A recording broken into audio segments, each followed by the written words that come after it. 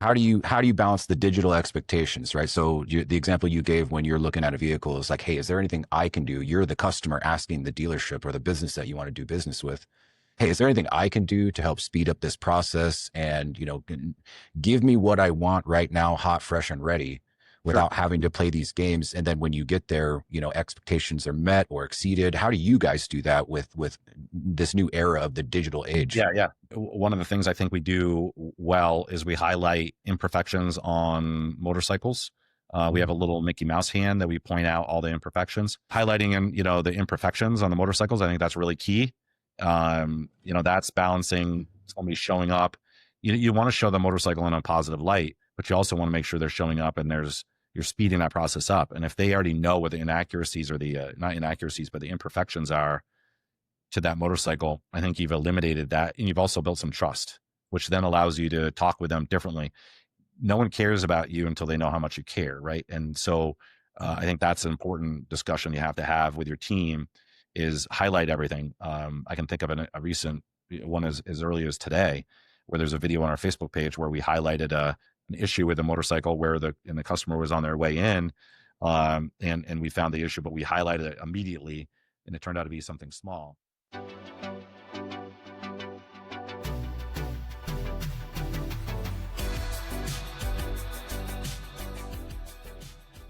What we're talking about here is culture, and thank you, John, for joining me on this. I've been watching your stuff, and I've been talking to you, and just in awe of how you run your dealership. And what you're constantly talking about is just in one word, summing it up, culture. And so the first question I want to ask you is, Wilkins Harley-Davidson, it's got that reputation for culture that customers feel, and they don't just see. It's not some type of motto or rules of how to deal with customers. Like, it's a cultural foundation for you guys.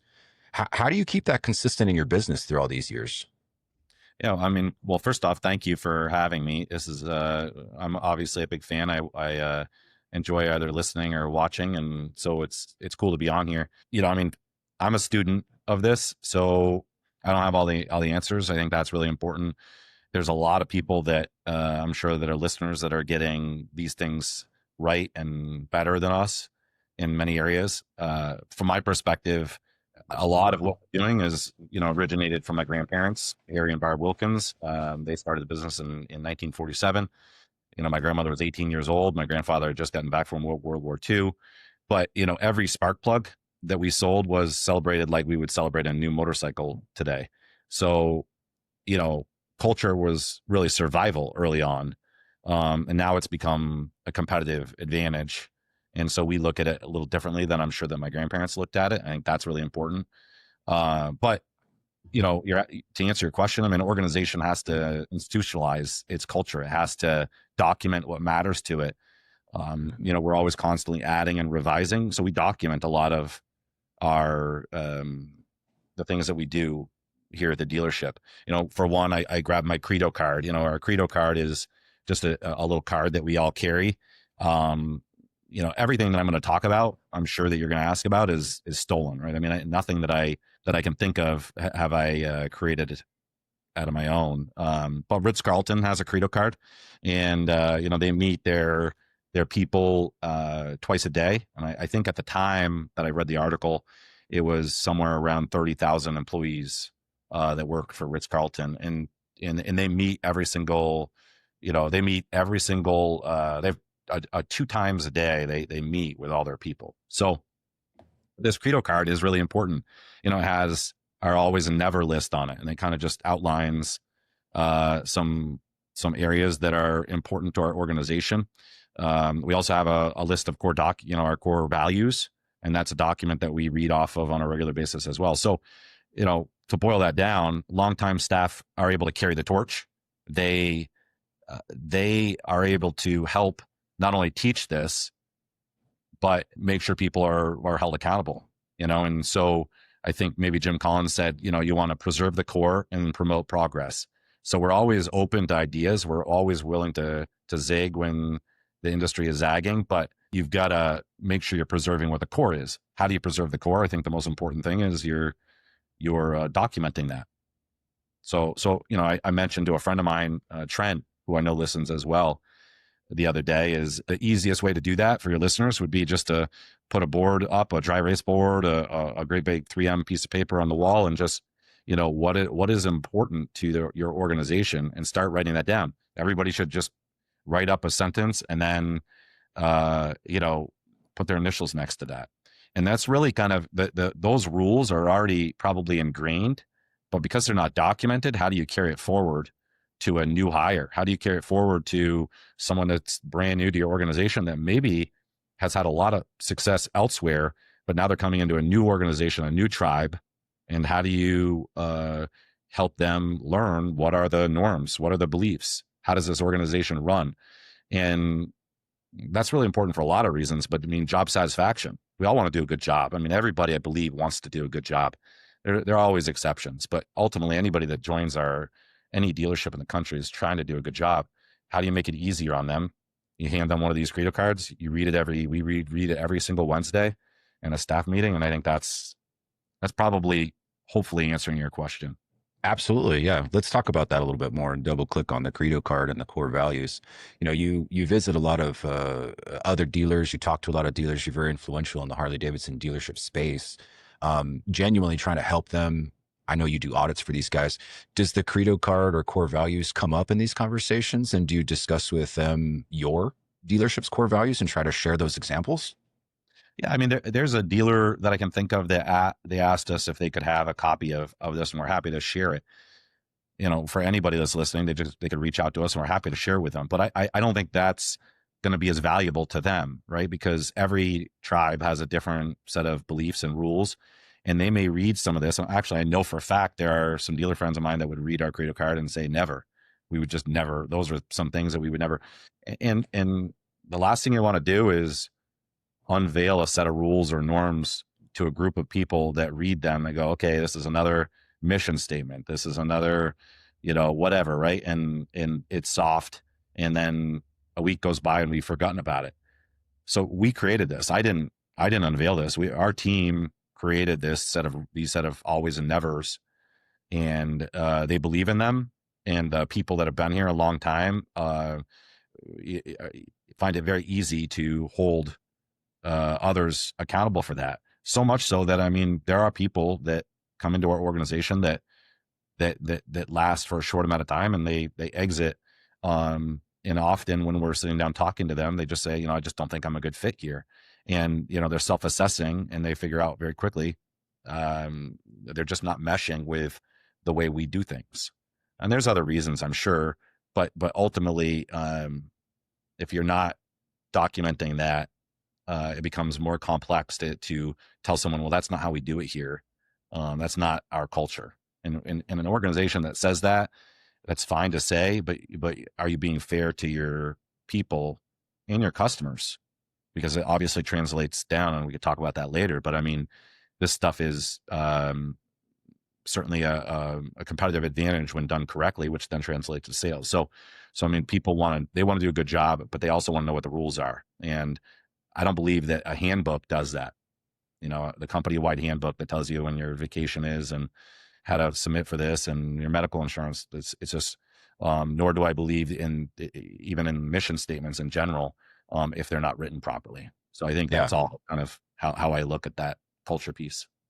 I think a lot of people can relate to that have ever worked for anybody before. It's, you either have a good or not so good experience with how they, sit you down, kind of talk about, here's how we do things here. I mean, there's been a couple places that I've worked where they sit you in a little room, pop in the VHS cassette tape or DVD and say, hey, watch this. I'll be out here on the sales showroom floor, working with a customer. Let me know if you have any questions. Oh, here's your folder, which looks like it's been Xerox copied, 10,000 times, So yeah, you guys do it differently. And that's kind of what the tone of this is. With the Credo card, just one more question on that. You said that you guys go through it every Wednesday. Mm-hmm. What is if it's every Wednesday and you do have some long-term employees, what is the point of reiterating what's on this Credo card? Is it to set baselines? Is it to reestablish what it is we're all about? I mean, you guys have it after a couple of times. Why do it every single week? Sure. I mean, that's a great question. And you're not the only person to ever ask that question, but there are things in there. I'll give you a good example. One of my favorites is we will never leave any reasonable request unfulfilled. That's one of our statements, right? And a reasonable request, in most organizations, we will ask, to answer your question, we will ask the people in the room, what does that mean to you? And everybody's got a different perspective. We will never leave any reasonable request unfulfilled. But if you're not giving examples that have come up in the past, and then having discussions around them of what the organization's capable of, you quickly, that only means one thing, and it's based on your perspective. And we all have a different perspective. And I think it's important to tap into that. Additionally, every time we do it, it's really interesting because somebody will come up with one that kind of opens a whole nother door. Really? We're willing to do that? Um, you know, I think that statement probably was stolen from like Zappos. And they had a kind of a rule that if you could call them and you could ask the weather in any place in the world, and they would look it up for you, right? But that's a reasonable request from our perspective.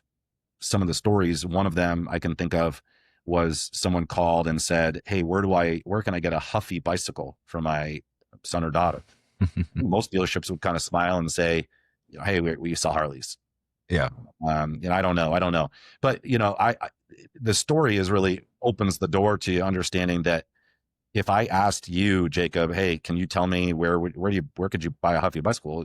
You'd be like, "I can help you with that. Let me pull up this really special website, Google, and open your location and Huffy bicycles." Well, we did that. So Jenna, one of our coworkers, did that. Another one was, an electric wheelchair for an elderly woman. They could not find anyone to replace the batteries. Could you do that? It was in the middle of winter. Of course we could. And it also gave us an opportunity to do something charitable for these folks. So, it was an emotional thing for our staff. So I was really proud of that. But I think in a lot of organizations, had that not been on a Credo card, my lights are going out here, is you would have a scenario where they would say, we don't do that. We don't have the tools. We don't have the know-how. Of course we do. If this was one of our grandmothers or grandfathers, we would have easily figured it out. So it's those types of things that on a Wednesday that we get talking about that I think open up the door to what does it mean? What do the statements mean to you? Absolutely. And the consistency that you have not only goes with the Wednesday Credo card, but you have other daily behavior checks, right? Other habits, other rituals that your team does every day, every week. I think you guys are doing some spiffs for books. You guys are constantly looking at your areas of responsibilities, communication tools. Tell us a little bit more about that. Well, daily behavior. I mean, we only meet on Wednesdays as a team, as a full team. Each department's going to meet every day, every morning, and set up their own, priorities, concerns, what's going on, right? But one of the things I would say, daily behavior would be, be in the bonnet. Is there any bees in your bonnet? Is there anything that's concerning you? That's something fairly new to our organization. Everybody's going to have something that is of concern that's going on. It could be the kitchen is not getting neatened up. I know that one came up recently, right? Hey, you're piling on garbage into the whatever. Empty the garbage. I think that's really important. Sharing wins and fails to celebrate, progress and normalize learning. I think that's really important. I think a lot of organizations believe that it's a cheering of the crowd and clapping and all positivity. But if we're not also discussing some failures, some things that have gone sideways, then how is your team learning, and it doesn't mean that you have to call somebody out. We could just discuss what the problem is. You reference a book club. We've done that for years and years and years. I know a lot of dealerships do that. I know Mike Davis's dealerships in Ohio were doing book clubs, and it's a voluntary thing. So everybody, we'll pay for the book, and everybody can sit down, and we'll pay them to sit down and discuss the book with one another. We've gotten a lot out of that. We've changed that up multiple times where sometimes it's everybody reads a different book, and then sometimes it's everybody reads the exact same book. Yeah. So that's important. But in the end, most leaders know what builds strong culture. And I think if I were to ask anybody that's listening, do you know how to build culture? Do you know what organizational health is? I think they know what that is, but we often look at it as soft or kind of a slow process, and we'll swing to extremes quickly and just you kind of forget about this stuff. And it's really the consistency that's creating the consistent discussion of these topics that creates a really powerful advantage for your operation. I mean, I think it's like Jim Collins talks about the flywheel effect, right? I mean, you just get a flywheel going. It takes a lot of effort, but you got to keep it going. It's not something that flywheels don't just continue to, the momentum just doesn't carry it forward. You have to continually talk about it. So daily behavior, but so much so that our team, there's nothing better than them referencing something either in the core values or on our credo card in either a discussion to a customer or a discussion with another teammate without me being involved. You're really cooking with gas when things like that happen. So, but I reference, I mean, there's a million studies on this, but organizational health and culture is central to job satisfaction and growth. So we see it as something that is really important for our team, but also selfishly, I'm constantly talking about it because it's the basis for a lot of our continued growth. We were a really, really, really small dealer in the center of Vermont, and we've just continually grown, and it's worked out really, really well for us in our 78-year history. Absolutely. And to kind of set the stage a little bit after that, so you've got the culture set, you've got your daily habituals and rituals, and you're obviously putting a lot of emphasis and effort into the staff that you've built up around you, which is an awesome staff. When it comes to the customer focus side of things, you guys walk the walk. What does action look like when you do receive feedback from customers? Good, bad? I know you said you discussed the wins and the losses, Yeah. but when a customer vocalizes, "Hey, this was great," or "Hey, this was not so great," what does that look like to you and your team to take action on that? Well, I mean, CXI surveys. I mean, Harley does a good job with collecting these surveys. So everybody that makes a purchase, presumably, we don't know how the system works, but they get a CXI survey. So we're constantly dissecting those. There's coachable moments almost in every time a customer takes the time to write something, good or bad. Where are we doing really, really well? And then in a manager's meeting, we're going to stop and say, okay, let's read through some of these and see what we can change. Negative reviews, whether it's Google or whether it's Facebook, we work really hard to make sure that we have a really high rating. But ultimately, those negative surveys are always come with lessons. So there's always a learning that I think is important, that you've got to stop and read. And as much as sometimes it's unfair, I mean, that we have unfair ones. If someone goes on our page and reads some of them you're gonna be like, yep, that's communication failed Mm-hmm. there. But then some, I can think of one right now that just came through that was completely just kind of wacky, and you're just like, okay, were there any lessons in there? Yeah, I still think there were lessons. So much so there was a hot day. Somebody was outside sitting at the picnic table, and they were hot, and they were presumably just overheated and just having a rough time frame, and they waited, and they had their bike serviced and everything. Bike was clean, everything was good, but you're we could have gone out, brought cold water. We could have gone out and said, hey, it's air conditioning in here. When you start noticing them sitting there wiping their head and asking questions like, when could you get me an update on when my bike is done? All Yeah. done well within the time frame. So there's lessons and all of that kind of stuff. Calling customers back, I think, is a really important, no matter how uncomfortable the conversation is, doing that really early. We talk about that a lot, eat the frog. If you've got a difficult customer, you need to get that done first thing in the morning. You need to talk to the customer, update them continuously, stay involved. And then I would say, we train our team to listen for how it's said, not just by what's said, but how it's said. What's the question behind the question? I think like Disney teaches, one of the things that Disney World teaches in at Disney Institute is, they'll say one of the most commonly asked questions is, what time is the 3:00 parade? And you know it's a funny question, but what's the person really asking, the cast member? They're asking, it's not what time. They're saying, where do I stand? Where do I go? Where is the Yeah. parade? These people are out in the sun with their kids, whatnot, but people literally ask that question: what time is a 3 o'clock parade? So the question behind the question is, start pondering that versus, well, that's a dumb question, right?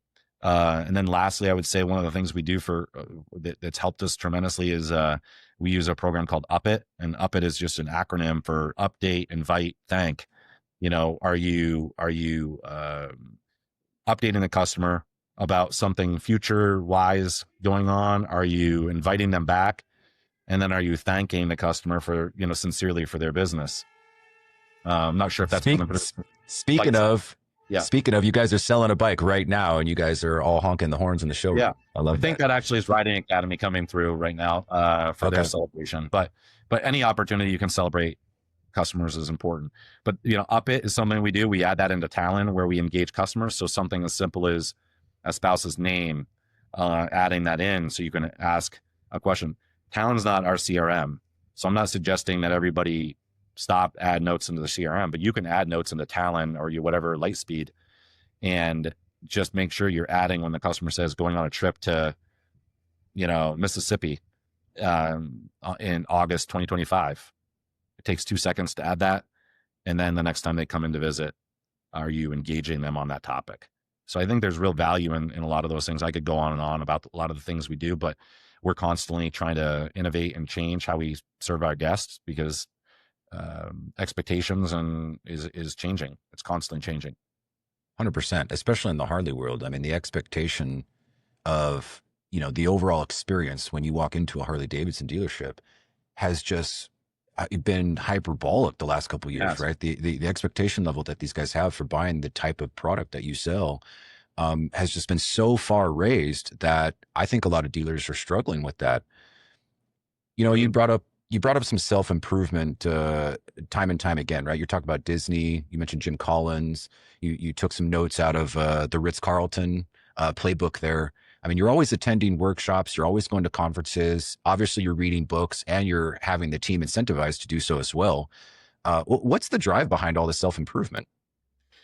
well, I guess what I'd say is, you know, if you're not constantly doing that, how do your people look at you when you're coming in and you're not making changes yourself, right? So I think Mm, I owe it to my team to keep sharpening the saw. I mean, that's a Dale Carnegie reference, right? Is if you're gonna first thing you're gonna do when you're gonna cut that tree down is sharpen the saw.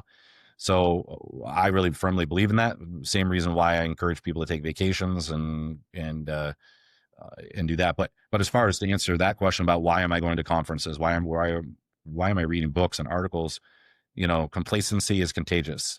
mm. And if I stop learning, the culture plateaus, and we lose our advantage that we've worked really, really hard. And back to that flywheel, it doesn't take much for that thing to slow down, and it takes a lot of effort to keep it going.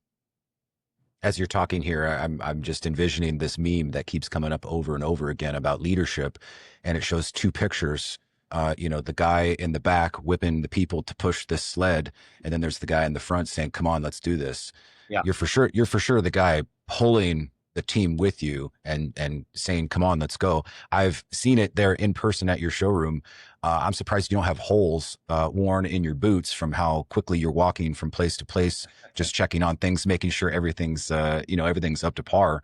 But when it comes to this team, I mean, outside of the professionalism, outside of the culture, it's a people business, right? We're in the business of people. Motorcycles is just the thing that we sell to create that fun. But your team is known for being warm, fun. You guys keep it very light. We just heard all the motorcycle horns honking because of Riders Academy. You got the DJ playing music, and it's a big celebration every single day. What's your process for hiring that kind of person? How do you keep that standard high when you're sitting across from an applicant looking to work for your dealership?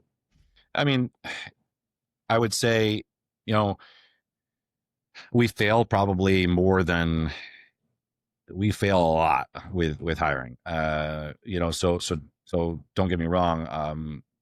I wish we could dial in our process so we could get every person we hire is just the perfect person. But ultimately, uh, one of the things I would suggest that we do when we're hiring, I always ask the question is, you know, we don't have a person that cleans our dealership.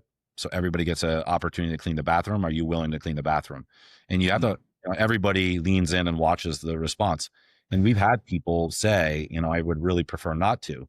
And it's an automatic, and I mean, there's no chance for them. It doesn't matter what they say after that. Some might say that's short-sighted, but ultimately you have to be humble to work here for a lot of different reasons. You have to self-assess. So we're looking for, questions that elicit whether you can self-assess correctly.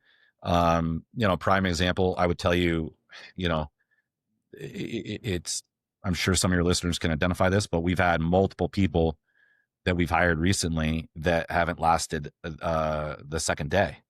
And they conclude their first day by saying, I just don't think I'm a good fit. Now, part of that is because we spent a lot of time. I sit with them in my office. We go over the Credo card. We go over the core values. We talk a lot about note taking. We talk a lot about self-assessing. And if this isn't right for you, let's find that out sooner than later. We're not trying to shock and awe, but ultimately we need them to self-assess whether they realize, a lot of people, I think, come into the dealership excited. It's a Harley dealership. Wow, this is going to be so much fun. I love motorcycles, and that's great. But I always tell them before, when we're just interviewing, I know why you're saying that, but the whole duck on the water, paddling underneath, right, is the belly of the beast is really, it's like working in a restaurant, in the kitchen type of thing. So we talk a lot about that.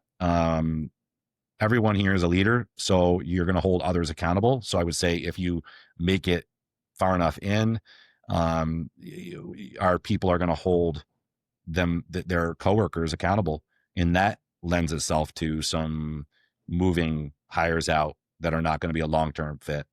You don't need a general manager or an owner to be correcting. Everybody has to be doing that, and we discuss how to do that. It's polite, right? I mean, if you're here and for a little while and you're not wearing your uniform, for example, we're not going to walk up and say, Jacob, what the hell? Where's your uniform? We're just going to, you just tug on your uniform. People know what that means, right? And if they forgot it at home for whatever reason, I don't know how, but we have extras. We just run and go grab one, right? It's not that big of a deal. But there's a difference between saying, where the hell is your uniform? And saying that in front of others and just kind of doing this, right? But as far as hiring process, we're trying to measure, who they are outside the resume. Do they have energy? Do they have humility? Do they have grit? Those are really important to us. Are they hungry? But we don't just hand them a binder. You and I discussed that as like the whole, watch the VHS. We don't hand them a binder. We don't hand them a handbook. Everything is very thorough and methodical. But we're trying to ingrain our values with them very early on. And ultimately, I reference a lot of other organizations, but Cold Stone Creamery, I've never forgotten this, is and I don't know whether they still do this or not, but for years they would have a handful of people that would kind of gather in a circle in the interviewing process, and these are all potential hires, usually obviously younger teenagers, that age group, but play music, turn on a dance party, and everybody's got to get in the middle and dance, and they're watching to see who's clapping. They're watching to see who's making fun of the person that can't dance, right? I would be that person in the middle that can't dance, but I'm hoping that my team is going to be cheering on and saying, hey, trying to lift everybody up. And that's what Cold Stone Creamery was after, is trying to find people that are willing to help lift each other up. And you're, as well as I know, you do that enough times, you can quickly see somebody that kind of laughs when somebody gets out and says, you suck. And then gets out there and really you're probably an awesome dancer, Jacob. I'm not. So, but I would still, I would hope you would cheer me on either way. I would definitely cheer you on. I have 2 left feet, so I'm right there with you. Yeah. Well, let's talk about the business a little bit more and Sure. making some money, right? Culture is going to be one of these things that helps drive a lot of the profit made in our business, but so is process. So let's talk about some of the processes that you've refined over time that you kind of think maybe you struggled with in the past, or you see other dealers struggling with it now. How do you dial that in? How do you create the process for the team that you now have dancing in a circle, and you've gone through the Credo card.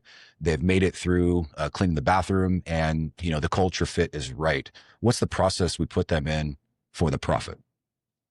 Well, I mean, there are some dealers that I know that I work with. My friend Andrew out in California, I think he's light years ahead of me when it comes to process. So I want to be careful that I don't, um, you know, say anything that showcases that how far lacking we really are when it comes to that. But the ones that we're good at, it's a it's a collaborative. We're sitting down, we're writing things up. One process I think we're really proud of is our used bike intake and recon process. We're really quick. We think that's a competitive advantage to be able to take a pre-owned bike in and get it on the website quickly. Everybody knows their roles. That's important. So it's not just writing it down. It's also what role are you taking, and if someone's not here, can you jump into that role? Cross training on those types of things. So every bike that's going to go through that same workflow, appraisal, recon timeline, marketing. But one thing I think we often forget is that if you have a clean process, you're giving, you always, I know I can think of someone that worked here that did not like certain processes that we had. And Hmm. it's important to write down or important to remind your people that you're giving freedom back to people. You're eliminating the guesswork. And if you can remember that you're going to be able to actually go faster.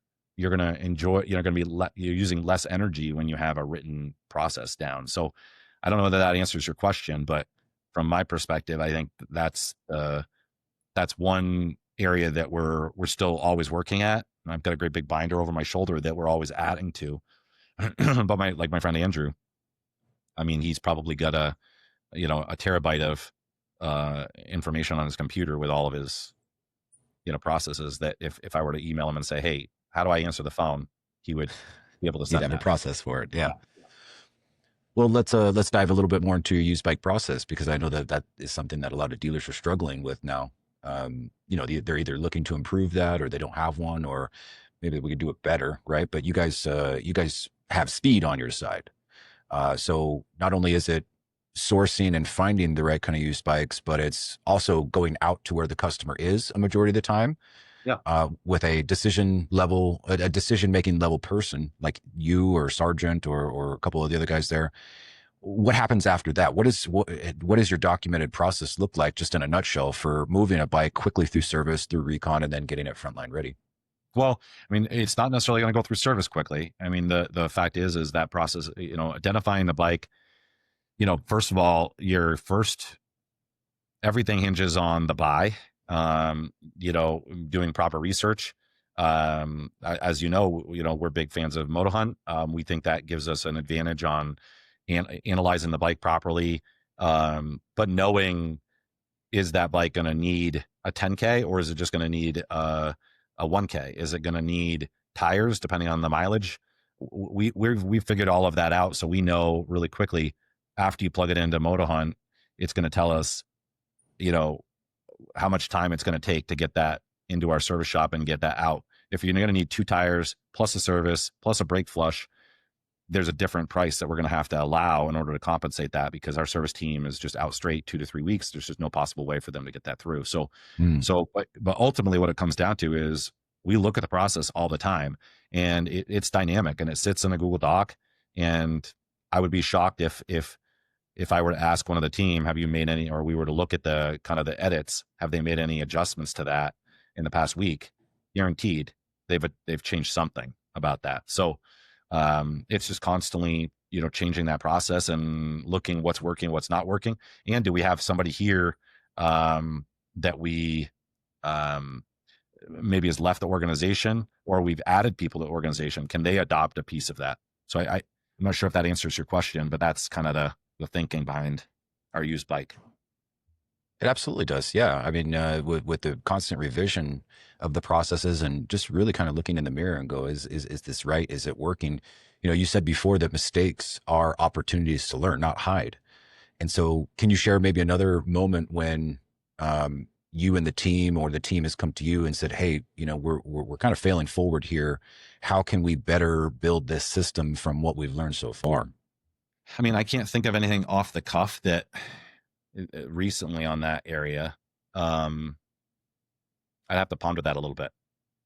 Maybe I can suggest the internet sales approach. When you and I first met, I think you had a little bit of a process built around how you would intake and handle and move through the sales funnel an online customer through a web form or an inbound phone call. And we've gone through some of this process change quite a bit, how we're handling it, how we're talking, what the Yeah, cadence is of communication. And that has changed over time, has it not? it has. You Yeah. know, that certainly has changed. I mean, I'm thankful that we have a heavy mix of people that are really, certainly in our sales team, that are believers in change. But then we also have a heavy mix of people that are, um, you've really got to convince. Mm-hmm. And that scenario, that bifurcation of two different, a team that's split down the middle has really been beneficial for us. So embracing that, I guess, is the point, right? Is as a general manager, when you hear about something, when you buy into something that you want to make a change to, I know I could just go to the people that are going to support change because they're okay with that. But you also have to embrace the people that maybe aren't always open to the change, that are going to say this won't work, and include them in those discussions for a multitude of reasons. Buy-in is obviously one of the biggest, but I would also say is, I'm thinking of the coworker that challenges, right, constantly challenges. He always seems to come up with, yeah, okay, fine, if we're going to do it, then this is an area that we should be paying close attention to. But yeah, we've changed our process, whether it's consultants or whether it's through working with Harley or just monitoring what other dealers are doing. Um, every year, I would suggest we're always trying to adapt to that, to a different, more efficient, faster process. Because back to the expectations, no one wants to be here 3 hours buying a motorcycle. Mm-hmm. When I buy a vehicle, it's like, you know, I try to give them the heads up. I really just want to come in and, is there anything I can do so I don't have to sit there in the chair waiting or talking with people or whatever the case may be. And the business that can adapt to that quickly, I think, also has a competitive advantage, because these days of having people sit for hours is just too much. I couldn't agree more. I think that we have, for a little while now, a couple of years at least, we've been in this era of customers wanting instant gratification. I think that it was supercharged during the COVID era Right. and other technologies out there like Amazon, next day delivery, right? The expectations and the instant gratifications have changed astronomically. How do you balance the digital expectations, right? So the example you gave when you're looking at a vehicle is like, hey, is there anything I can do? You're the customer asking the dealership or the business that you want to do business with, hey, is there anything I can do to help speed up this process and, give me what I want right now, hot, fresh, and ready, Sure. without having to play these games. And then when you get there, expectations are met or exceeded. How do you guys do that with this new era of the digital age? Yeah. Yeah. That's a great question. I mean, I think that one of the things I think we do well is we highlight imperfections on motorcycles. We have a little Mickey Mouse hand that we point out all the imperfections. We've stolen that from National Power Sports distributors down in New Hampshire. Fantastic people. Shout out to Nate. Love him. Nate and I have been working together since he was out of his garage, and he would show up and pick up a motorcycle in the back of his pickup truck, and I would help him load it on a ramp. And now the guy, I'm sure I don't know where he is. Maybe he's on an island or something, running his enterprise. But either way, highlighting the imperfections on the motorcycles, I think that's really key. That's balancing somebody showing up.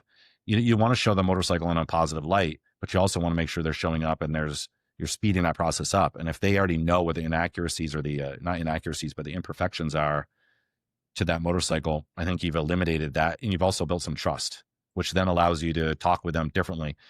No one cares about you until they know how much you care, right? And so I think that's an important discussion you have to have with your team, is highlight everything. I can think of a recent one as early as today, where there's a video on our Facebook page where we highlighted an issue with a motorcycle where the customer was on their way in.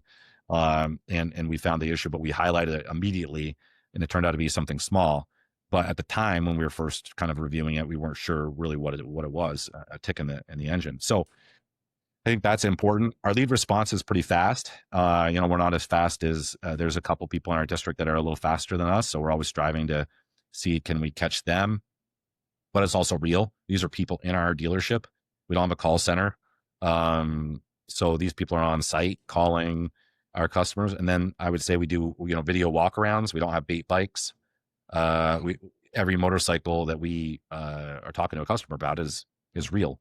It's not a manager's special that is designed to lure in leads. It's not a special bike that just quote unquote just sold.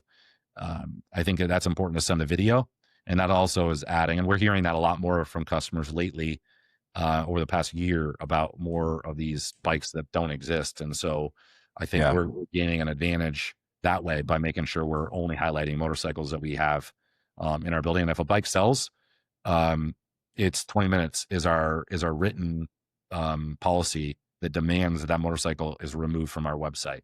And that's just, back down to transparency and, building the long game with our customers is, that's really for many dealerships, the only thing that can differentiate you is are you trustworthy? And I think that's something that we really, really value. And if a customer even remotely has a perspective on a review or an email or a voicemail that is saying anything about they're sensitive to, well, I'm not sure that these people are being honest with me, we better go to great lengths to make sure that they understand in the end. And those are often very costly fixes, but I'm willing to do that because I think that's our reputation is very, very important to us.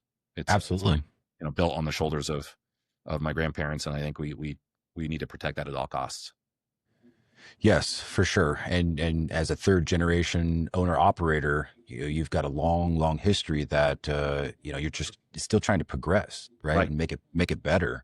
Sure. You've also taken some risks as well that maybe weren't available before. You're kind of calling the shots now, and not kind of, you are calling the shots now, but you've got your team behind you. When it comes to taking risks, a lot of them have paid off for you. You've been able to accomplish so much. How do you, as a leader of the organization, go through weighing the decision making when you're trying something new, or you want to change something, or just, hey, this is the focus, guys? What kind of decision making do you go through when you're contemplating that? I mean, to me, you've got to calculate how much money. I'll quickly go through and just go extreme and say, what is the worst possible scenario that comes out of this? And if it's a material, that's one decision. If it's a minor impact to the dealership, it's completely another. But at the end, how are we being collaborative with our team in arriving at that? Because it really doesn't matter what I view as the next decision or area that we need to go to, or an adjustment in the dealership, or a major investment in something, or bringing on another line, or whatever it may be. We've had all those discussions. If it's not collaborative, it's going to fail either way, in my opinion. It's never going to, your dealership is always going to, it might appear to be beneficial, but I would question in the long term whether it's as successful as it could have been without having everyone get behind that. Now, we have a discussion on our management team. In the end, we will make a decision ultimately at the end. That doesn't mean that we all need to be 100% in support of that decision.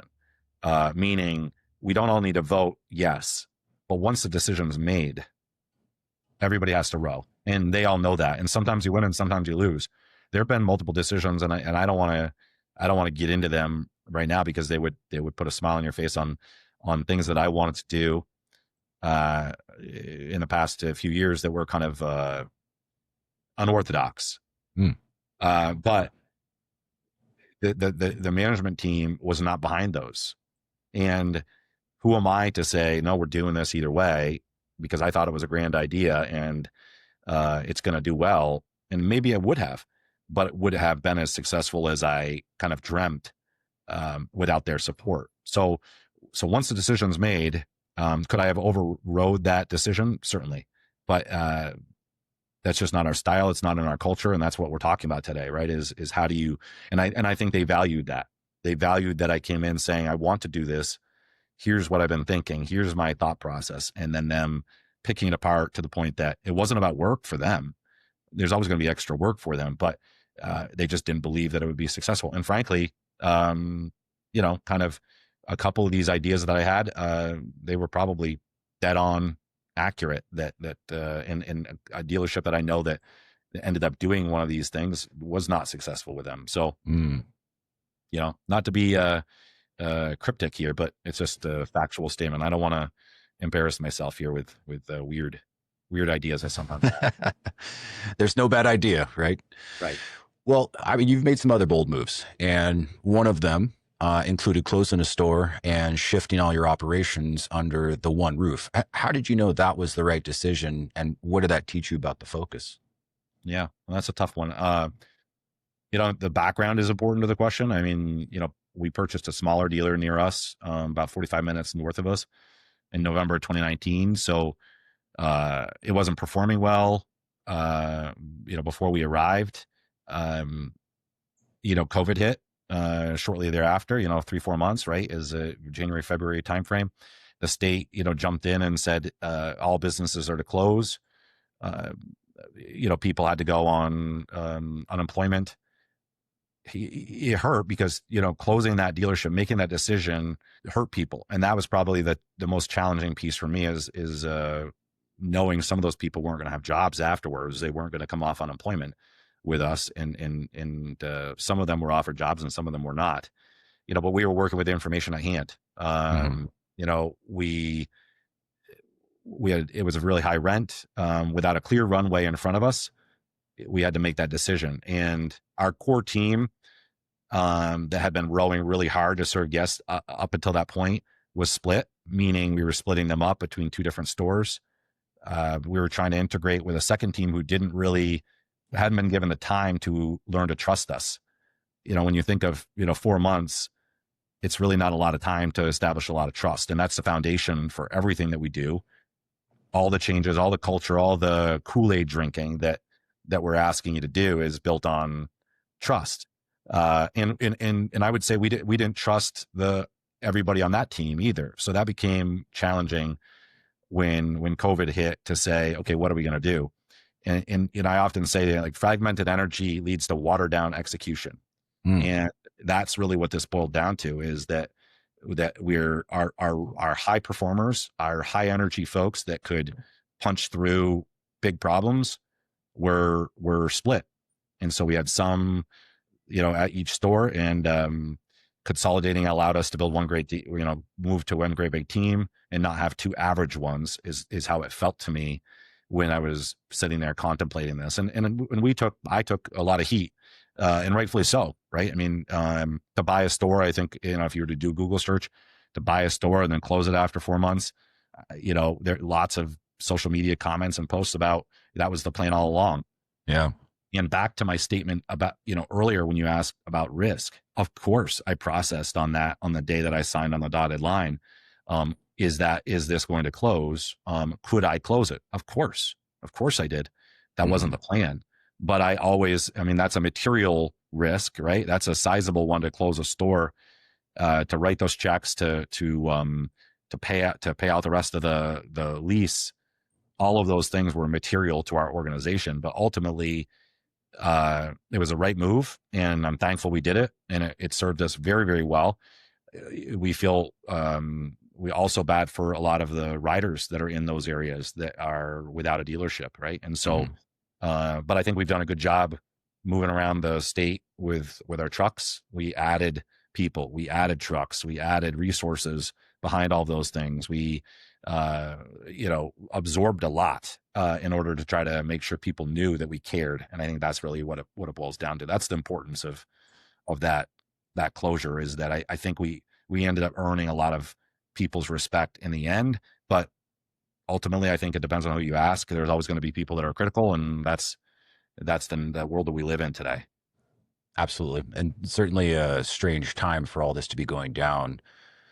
What post COVID now, we're seeing quite a few Harley Davidson dealers fall, Yeah. close down, announce that they're no longer going to be operating. What's your opinion after going through something like this? What's your opinion of all the recent closures of the Harley Davidson stores around the country?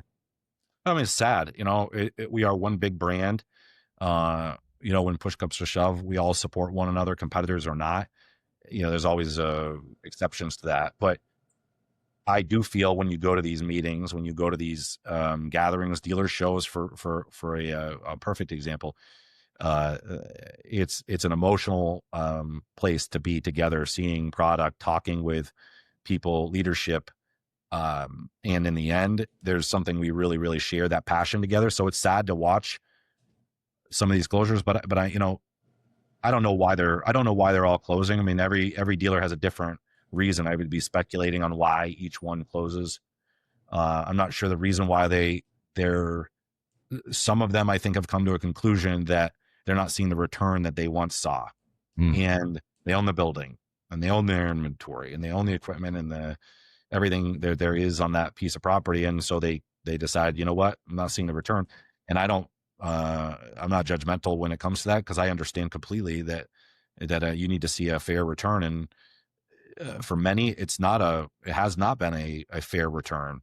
We're very lucky in many respects. We do very well, but for many of my dealer friends, I know that they're challenged, and I feel for them. And so if they're making that decision under the idea that they're not seeing a return and they're just going to get out of the business, it's unfortunate, but I support them. And then others, they're closing, I would presume, because they just can't make payroll and they've just got to close up shop. That's every business in the country, in every Yeah. sector, in every place. But the dealers who are thriving aren't lucky. They're relentless with their process and their execution. And I know a lot of those too, and they're doing very, very well. And that's from back to the flywheel. They've been working on this for many, many years, and kudos to them, because they don't have these ups and downs. They don't need someone to save them. They're doing just fine, and it's not because they are legacy dealership. We're a legacy dealership. We've been around a long time.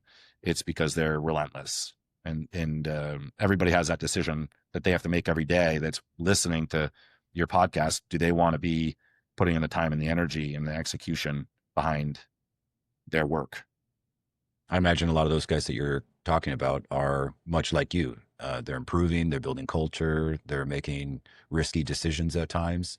And that's what it takes, I think, in 2025 to be a profitable, successful Harley Davidson dealership, right? You can't rely just on the motor company to be giving you product and then it magically sells itself. You have to operate your business the way that you have to operate your business in your market.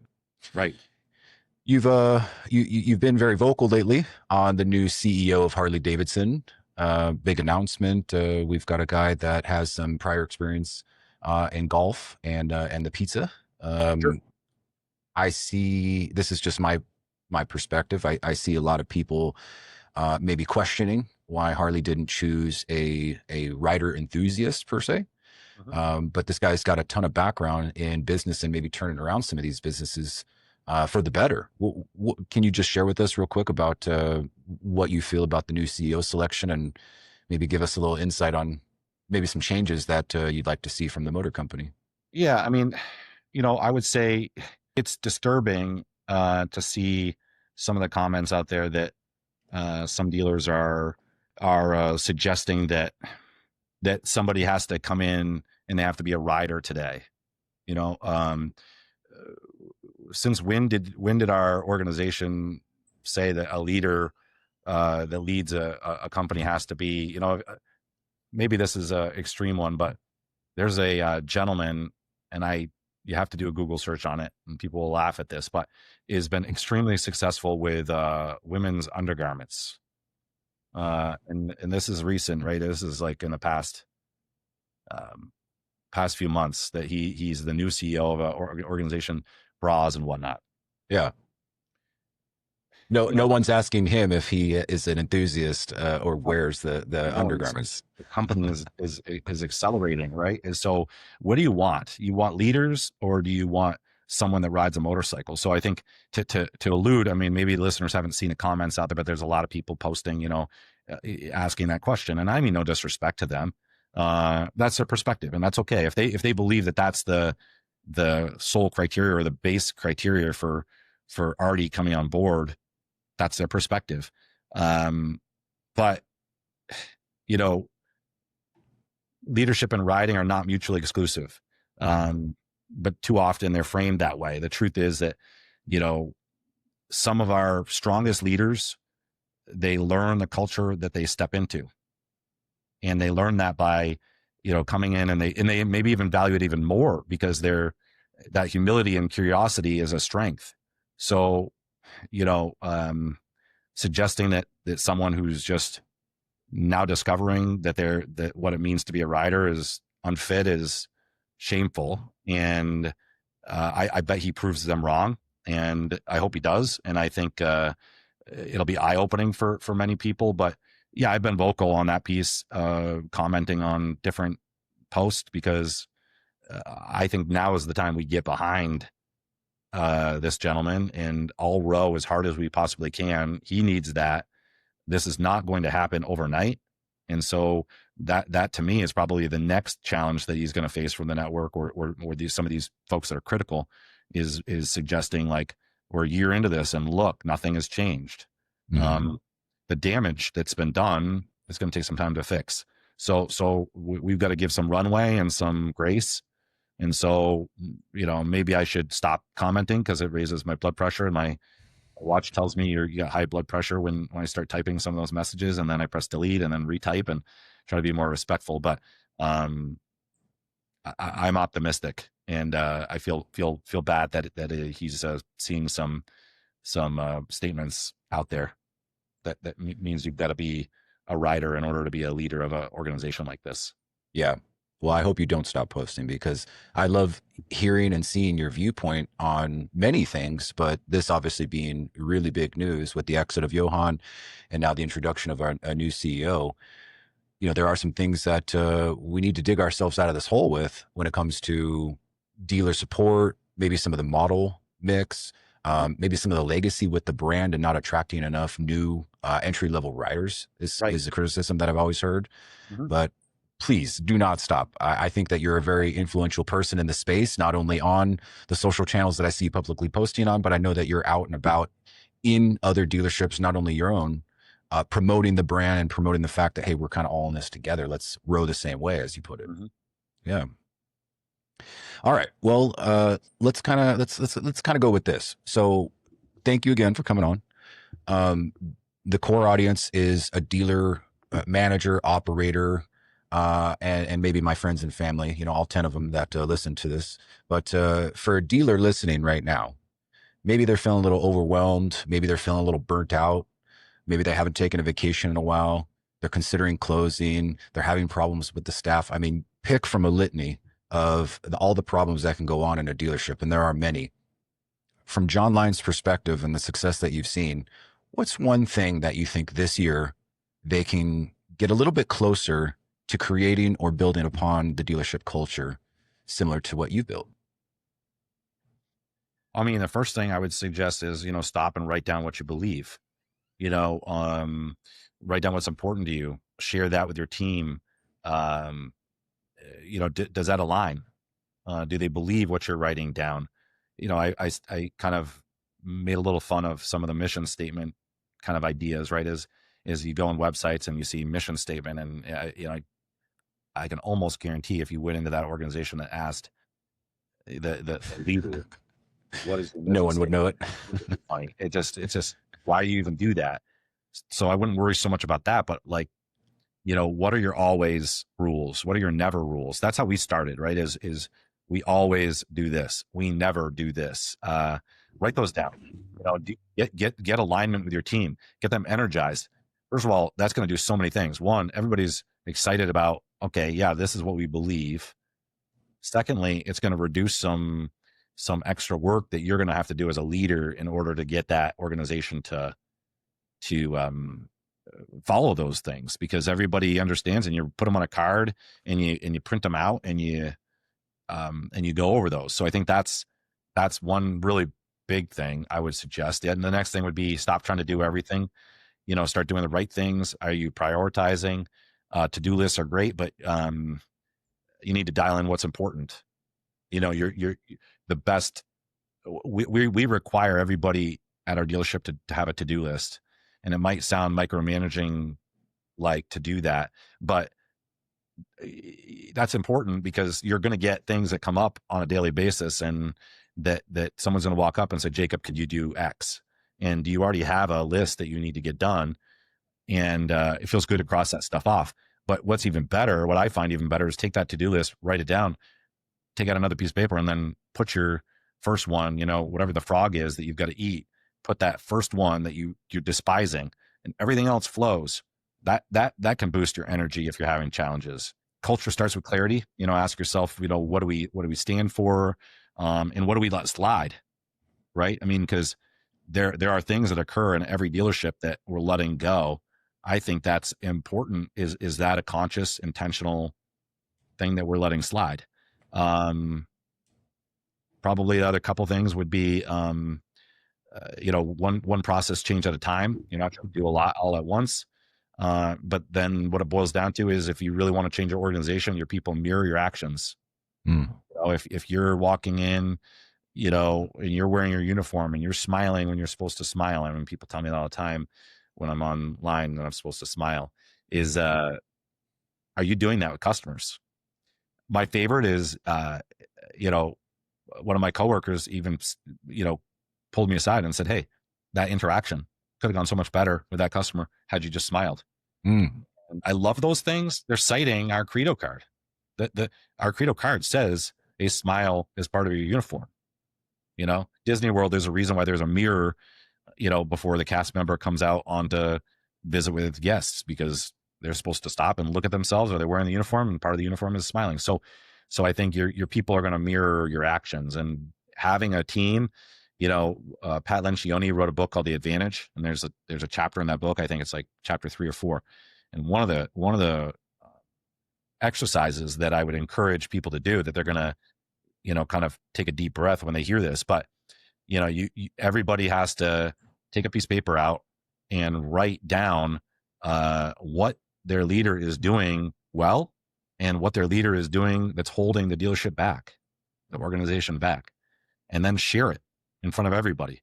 And we've done that multiple times, and I have them. I save them, because you read them and it can take your breath away pretty quickly, but they're reading those out loud. I think that's something that we've done that is a wake-up call, because if your dealership is having trouble, there's a likelihood that it's not even a likelihood. There's many factors why it's maybe having some challenges, or you're feeling burnt out, or you're feeling challenged. But one of them is you. And so are you self-assessing on what you can do in your organization, what you can control? And some might say, oh, well, Wilkins is in Vermont, and it's, lacking now competitors right next to it, or whatever the case may be. But I mean, we haven't always been the same size. We used to have a lot of competitors around us, and we still have a small 600,000 population that's stagnant. So we have our own challenges, but what we can control is ourselves. And so I would encourage people to, in your culture and your organization, so you've got to take a step back and see what you can fix. And I bet it could be fixed quicker than the market conditions can change. Lead by example. I love it. Well, let me give you some flowers here. John Lyon with Wilkins Harley-Davidson. It was founded in 1947 in Barrie, Vermont. And John, like you said earlier, is the third generation. John started, he began his work early at the dealership, working in service throughout high school, parts, and then moving into management, and then now into the ownership. Under John's leadership, Wilkins HD has been amongst the most award-winning Harley-Davidson dealerships in the nation, earning the Bar and Shield Award for 11 consecutive years. Damn. Well, yeah, I don't know. I don't know there was 11. I'd have to pull that up and see. But either I've got it right here. 11 consecutive years.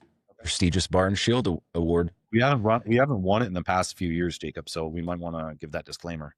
Oh, well, I mean, 11's pretty good as is, but the competition has just stiffened up a little bit, I think. Sure. Okay. So let's talk about a little bit of outside of the office, outside of the dealership. You also serve as a trustee for the Northeastern Vermont Regional Hospitals, Melissa Andrews Trust. Is that right? It's a trust that has served that organization, has served that hospital. It's a trust that was founded in the 1920s, and I'm a co-trustee of that trust. Yeah. And this is a hospital that supports respiratory care initiatives, demonstrating a commitment to the community health. Yeah, we give to any community that needs that serves patients with respiratory issues. And you and the dealership, Wilkins HD, has also partnered with the Clemens Family Farm to support youth-focused curriculum and music video honoring motorcycle pioneer Bessie Stringfield. Yep, yep, that's a cool story. Type in on a search Bessie Stringfield. That's a cool story. Motorcycle rider. And then obviously you're in a lot of PG meetings. You're, I believe, in a Harley-Davidson council as well. I used to be on the dealer advisory council.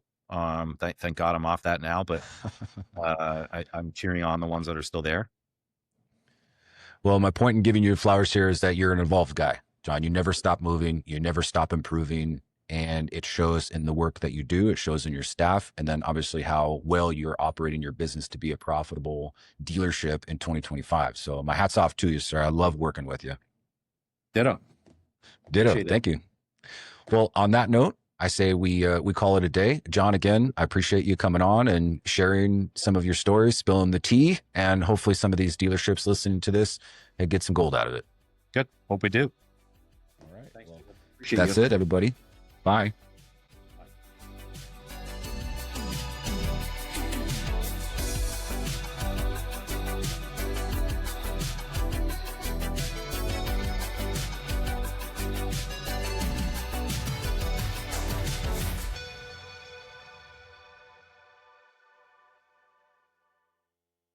Still guessing what to pay on a used bike? Still holding aged units that just won't move?